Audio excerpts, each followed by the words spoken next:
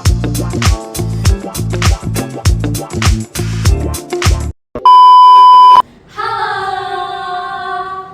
datang di Yaping About Anything. Lagi-lagi bersama kita ada aku Sila, Ada aku Anissa dan ada aku Kayla. Jadi kali ini kita mau ngebahas topik yang agak dalam nih ya teman-teman. Karena memang sebelumnya udah pernah viral gitu ya, udah pernah muncul di media Betul, sosial. Khususnya di Twitter, di Instagram, TikTok gitu. Nah, betul banget nih. Hari ini kita akan membahas tentang pola komunikasi dalam keluarga, guys. Nah, sebelum kita membahas kasusnya nih, gue mau nanya dulu. Menurut lu berdua, kayak apa sih yang pentingnya komunikasi gitu? Coba dari lo dulu Anissa. Oke, menurut gue nih ya, komunikasi itu penting karena biar kita tuh tahu gitu, belum dari orang terdekat kita. Misalnya lewat komunikasi kita bisa tahu informasi apapun gitu, biar nggak terjadi miskomunikasi juga.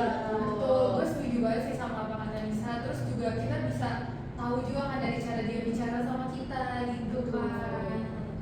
Nah, gokil banget ya dari jawaban mereka berdua. Nah, dari tadi kita udah spoiler kalau misalnya kita tuh mau bahas topik yang berat ya. Kira-kira lo berdua bisa Apa ya?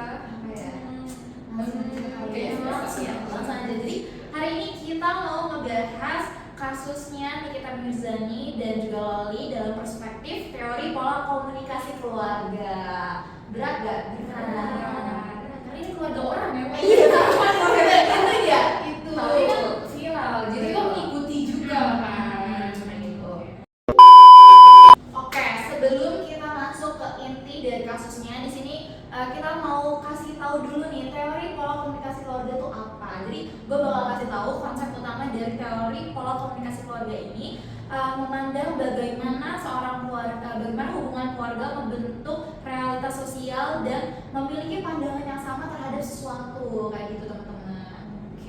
Nah, pola komunikasi keluarga ini terbentuk antara interaksi orientasi percakapan dan juga orientasi konformitas. Nah, buat kalian nih yang misalnya belum tahu atau teman-teman yang belum tahu orientasi percakapan itu apa, jadi orientasi percakapan itu adalah seberapa terbuka sebuah keluarga dalam berbagi topik. Nah, di sini tuh ada tingkatnya, ada tingkat tinggi dan juga ada tingkat rendah. Kalau keluarga yang punya tingkat orientasi percakapan yang tinggi, itu biasanya cenderung lebih terbuka. Jadi kalau misalnya nih teman-teman suka saling diskusi nih sama keluarganya atau juga sering ngobrol, terus kalian juga sering berbagi cerita, itu masuknya ke tingkat tinggi. Nah, kalau sebaliknya, kalau ke orientasi tingkat rendah itu justru keluarganya tuh sering tertutup gitu, cenderung lebih tertutup, dia tuh nggak mau berbagi cerita dan juga kayak merasa dia tuh nggak ada ruang untuk berdiskusi gitu. Nah, yang kedua itu ada orientasi konformitas, di mana itu adalah seberapa kuat keluarga menuntut kesamaan dari nilai dan aturan yang ditetapkan keluarga tersebut gitu.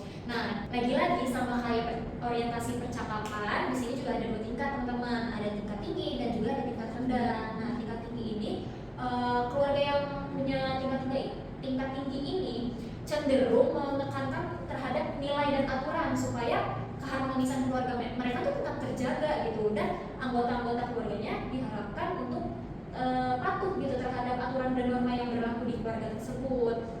Nah, yang kedua itu ada tingkat rendah. Nah, sebaliknya juga nih dari tingkat tinggi, keluarga yang punya tingkat rendah dari orientasi konformitas itu biasanya keluarga yang memberikan kebebasan kepada anggota keluarganya gitu. Jadi mereka tuh biasanya bisa memutuskan keputusan sendiri, jadi nggak ada aturan yang kuat banget gitu loh gitu. Oke, next ya, aku bakal lanjutin dari apa yang Anissa udah kasih tahu. Tadi Anissa udah kasih tahu dua dimensi utamanya, sekarang aku bakal kasih tahu 4 pola komunikasinya. Jadi yang pertama itu ada pola komunikasi konsensual, di mana keluarga itu menekankan kesamaan pandangan mereka dan juga kepatuhannya, tetapi orang tua tuh tetap mendengarkan apa pendapat anaknya gitu ya, walaupun hasil akhir itu tuh ada di tangan orang tua. Terus yang kedua itu ada pluralistik. Nah, pluralistik itu adalah sangat terbuka akan diskusi. Jadi di sini orang tua tuh tidak terlalu memaksakan kesamaan pendapat gitu. Orang tua juga tidak terlalu mengontrol anak-anaknya, dan mereka tuh cenderung lebih mendukung apa yang anak mau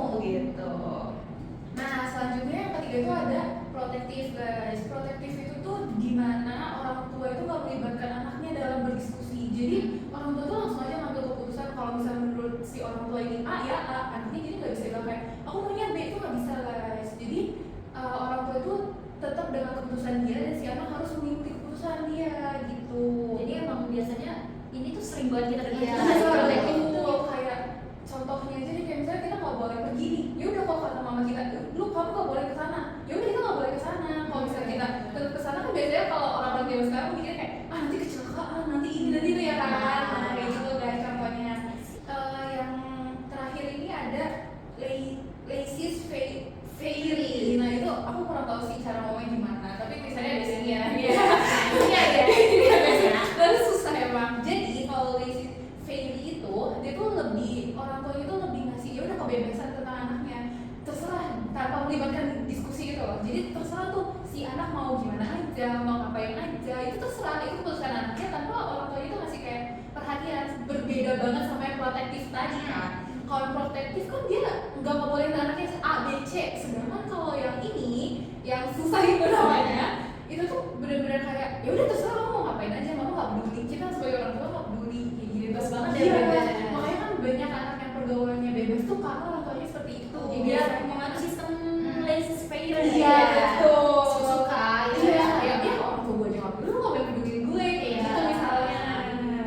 Nah guys, tadi kan kita udah kasih tahu nih ya dari konsep utamanya, 2 dimensi utama dan juga 4 pola komunikasinya. Sekarang coba ya kita kasih tahu dong Shil, siapa sih yang mengembangkan tokoh yang mengembangkan teori ini?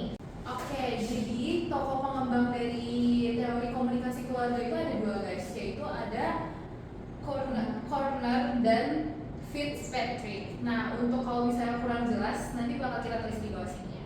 Nah, jadi pola komunikasi keluarga itu dikembangkan pada tahun 2002 dan mereka membagi 2 dimensi itu seperti yang tadi kita udah jelaskan semua. Nah, itu dibagi sama mereka semua guys. Itu yang mengembangkan semua teori yang tadi kita udah jelaskan itu, ya mereka gitu dikembangin sama mereka pada tahun 2002 itu. Oke. Jadi ini konsep utama dari teori pola komunikasi ya. Jadi bukan kita nggak hanya belajar konsep seperti orientasinya apa, tapi kita juga belajar juga nih siapa yang mengembangkan dari teori ini. Jadi kita juga ngulik dari dalamnya tuh. Kenal juga ya. Iya, jadi kenapa sih mereka mengembangkan ini? Terus apa aja mereka kembangkan? Kita juga harus tahu. Nah, karena konsep utamanya udah selesai, jadi kita akan lanjut ke segmen selanjutnya ya. Jadi kita akan membahas nih kasus yang tadi kita bilang agak dalam itu. Oke, langsung aja ya teman-teman. Seperti yang udah kita singgung di awal tadi, kalau kita nih sekarang mau bahas kasusnya Nikita Mirzani dan juga Loli ya. Kita mulai dari kronologinya terlebih dahulu. Jadi kronologinya ini pada tahun 2023, di mana perseteruan itu dimulai ketika Nikita Mirzani dan juga Tony Dendola itu mengalami perceraian seperti itu. Nah dari situlah si Nikita Mirzani ini meminta Loli, anak sulungnya, itu menjelek-jelekan ayah sepupunya si Tony Dendola ini. Tapi karena Loli yang nggak mau, akhirnya itu senjata malang tua nih. Jadi Lolinya yang mengumbar sikap buruk ibunya kayak gitu. Nah selain mengumbar sikap buruknya, Loli juga mengaku nih bahwa dia tuh nggak bisa berbicara leluasa sama ibunya karena dia juga takut nih bicara sama ibunya karena takut dipukul. Jadi di balik itu pasti kita tahu ya kenapa alasan si Loli ini bisa takut dipukul kalau ngobrol sama ibunya. Nah selain Loli itu mengaku kalau dia tuh gak dekat sama Nindil sama miminya, si Loli ini juga mengaku kalau dia tuh pernah dikunci di kamar karena dia tuh mau bertemu sama pacar sebelum ada.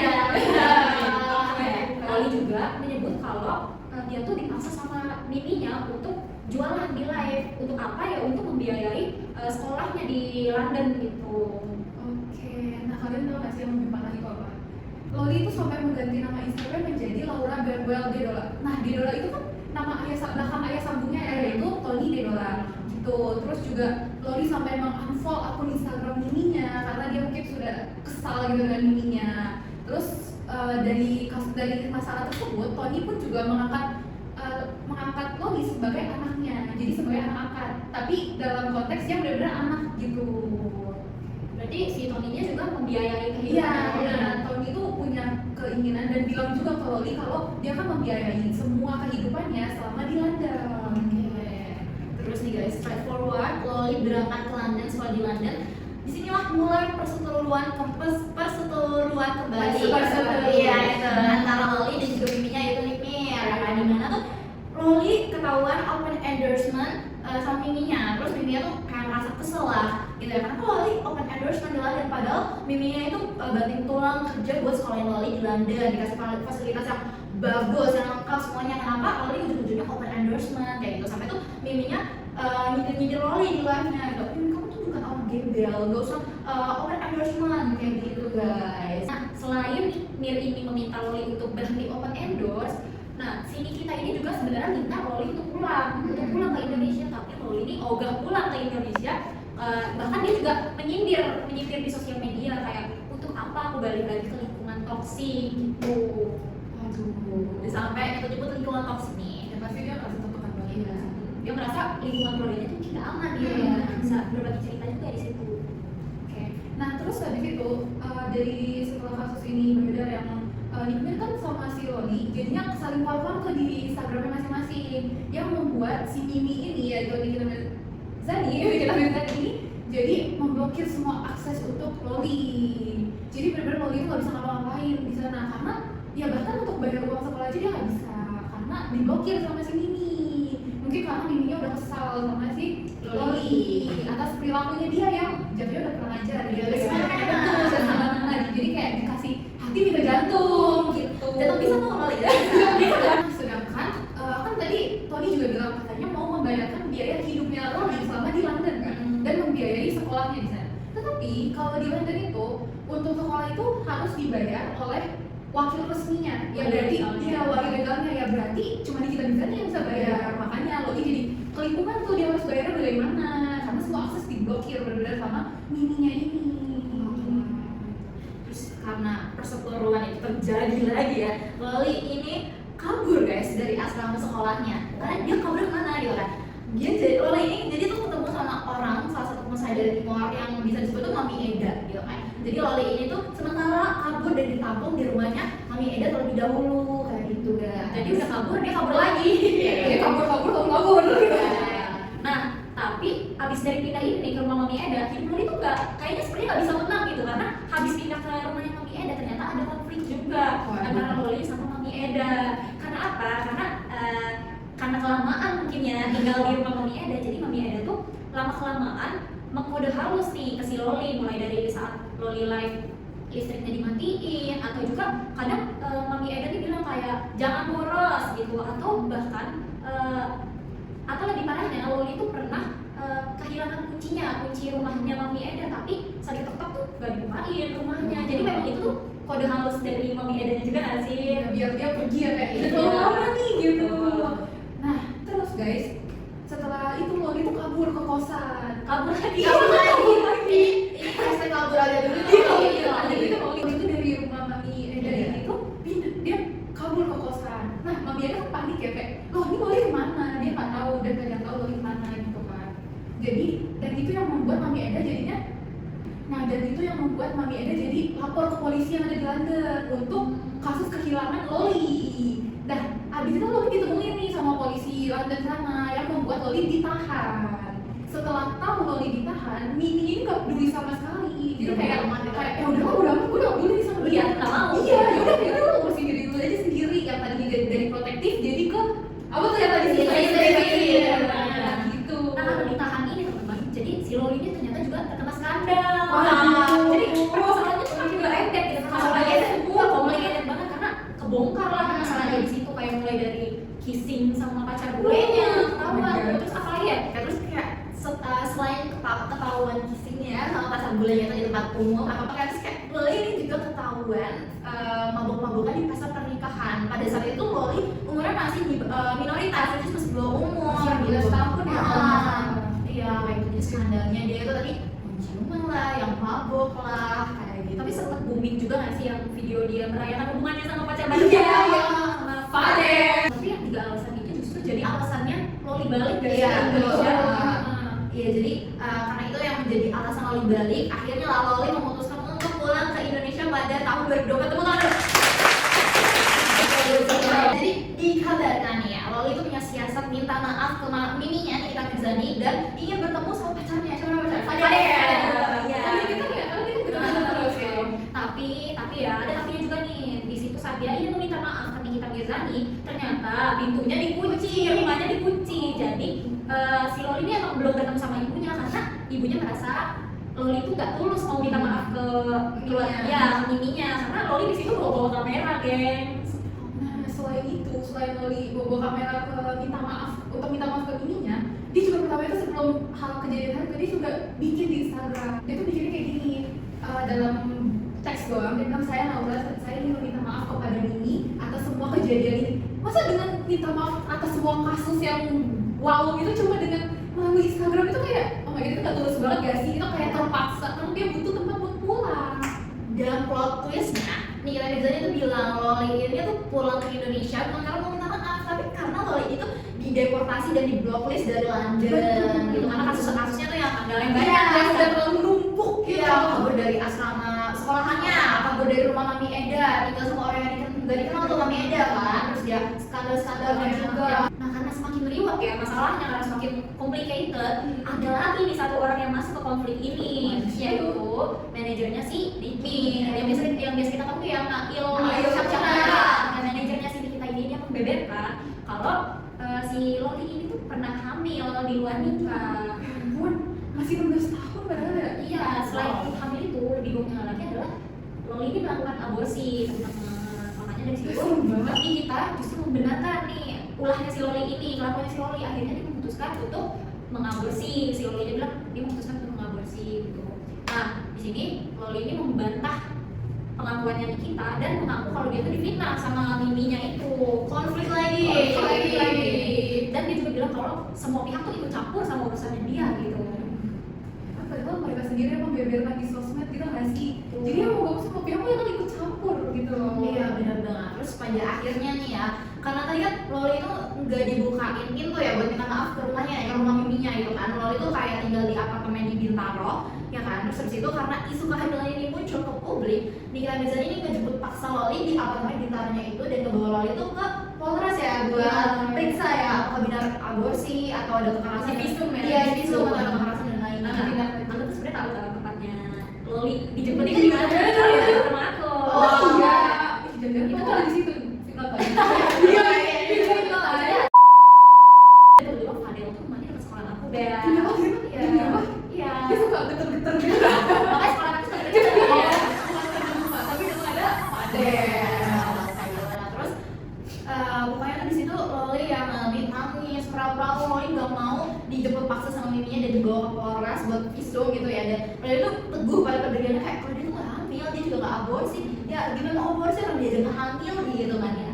Dan Loli juga sempat dimasukin ke rumah aman juga ya. Oh, iya, Rumah iya. aman seperti yang kita tahu. Ya mereka si Loli ini sekitar berapa lama ya pokoknya dia di rumah aman untuk pembenaran fisiologi di otaknya gitu loh. Pemikiran psikologis untuk pembenaran psikologis pikirannya yang sudah terlalu kok mana-mana itu gitu. terlalu lenceng. Iya. Ini adalah kronologi ya, kronologi sekaligus studi kasus yang kita bahas untuk session kali ini. Jadi untuk session selanjutnya kita akan membahas analisis dan mengaitkannya dengan teori-teori yang tadi kita pelajari. Langsung aja. Nah karena tadi kita udah bahas studi kasusnya, kronologi dari Loli dan Nikita Mirzani atau nih Loli versus Nikmi ya. Jadi kita sambungin juga nih ke teori pola komunikasi keluarga, karena di sini kita emang mau bahas teori pola komunikasi keluarga.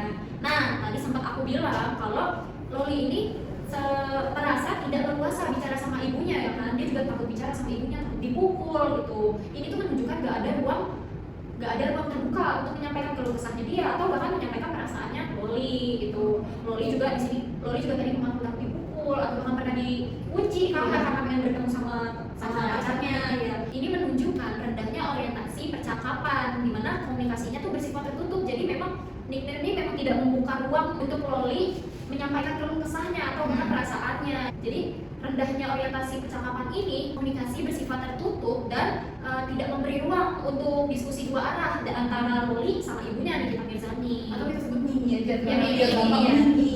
Oke, tadi Anissa bilang itu rendahnya orientasi percakapan ya. Betul. Nah, kalau sekarang itu kebalikannya nih teman-teman, yaitu tingginya orientasi konformitas.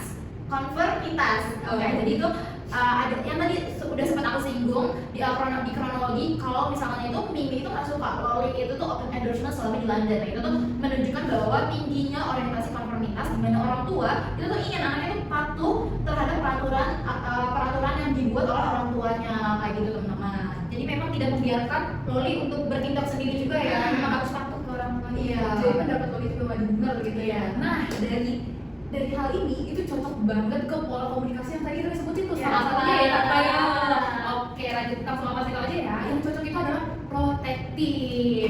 Tadi kan udah sempat dijelasin kan, protektif itu dimana tidak adanya ruang untuk berdiskusi antar dua pihak.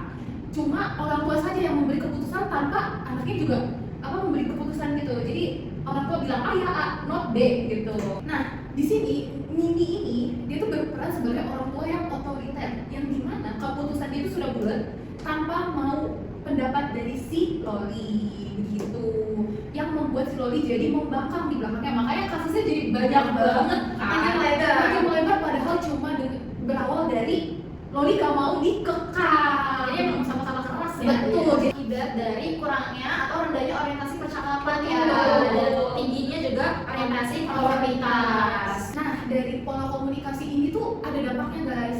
Dampaknya itu yang pertama, hubungan jadi tidak harmonis. Di mana Loli ingin hubungannya bebas, tentram dan damai, tetapi di sisi lain si Mimi ini tuh pengen Loli ngikutin apa yang dia bilang. Tapi Loli gak suka dikekang, jadi itu yang membuat hubungan jadi gak harmonis. Di mana kedua-duanya itu sama-sama api. Jadi ya udah, sama ego, jadi kan hancur ya karena nggak bisa ada yang diatur gitu ya, satu mau ngatur yang satu nggak bisa diatur gitu. Nah, selain itu teman-teman, ini juga menyebabkan konflik itu jadi terbuka karena gak adanya ruang diskusi yang sehat, gak ada pembicaraan antara Loli dan Ignir. Akhirnya mereka berdua nih memang saling membeberkan gitu loh, saling melempar ke media sosial. Jadi konfliknya ya kita sebagai netizen ya tahu ya. Banyaknya orang yang tahu ini, ya makanya itu tadi skandalnya nggak selesai-selesai, nambah lagi, ada lagi melebar gitu. Yang tadinya A jadi sampai Z gitu. Nah, selanjutnya itu kurangnya dukungan emosional. Jadi tuh Loli ngerasa nggak punya tempat aman untuk curhat dan juga minta nasihat gitu ya. Jadi Loli ini memperbesar ya besar kemungkinan si Loli mengambil keputusan yang impulsif. Oke, secara ringkas dari kasusnya Loli sama Nikita ini, kita tuh jadi paham kalau teori pola komunikasi ini memiliki dampak yang signifikan bagi kualitas hubungan antara ibu dan anak, ya kan? Apalagi tadi juga kita sudah sebutkan bahwa Nikita nih memiliki pola yang protektif ya ke anaknya, yang bisa menyebabkan kalau anaknya ini bisa saja membangkang dan jadi membuat keputusan yang impulsif. Karena apa? Karena tidak ada ruang diskusi yang terbuka yang sehat untuk menyatakan perasaannya si anak. Ini yang tadi sudah kita bahas kalau ini tuh menunjukkan orientasi percakapan yang rendah dan orientasi konformitas yang tinggi, di mana Nikita Mirzani, di mana orang tua yang menuntut kepatuhan terhadap anaknya justru malah menyebabkan anaknya tuh bisa membangkang gitu. Oke, kalau tadi yang sudah kasih tahu nih secara ringkas kesimpulannya, di sini aku sama Sheila mau kasih tahu juga implikasi ke kehidupan nyata melalui teori ini nih. Jadi yang pertama, ini membantu pembentukan emosional anak, dan yang kedua membantu pembentukan perilaku dan juga adaptasi. Nah, yang ketiga itu ada adaptasi dan kohesi keluarga. Nah, yang keempat itu ada pemrosesan informasi dan sosialisasi. Benar banget. Nah, jadi tadi tuh keempat inti dari implikasi pola komunikasi keluarga dari kasus ini. Gitu kan. Kita udah di penghujung ya dari kita, ya. gitu kan. Tadi kita coba tadi kita udah ngomongin apa aja? Pertama, Kasus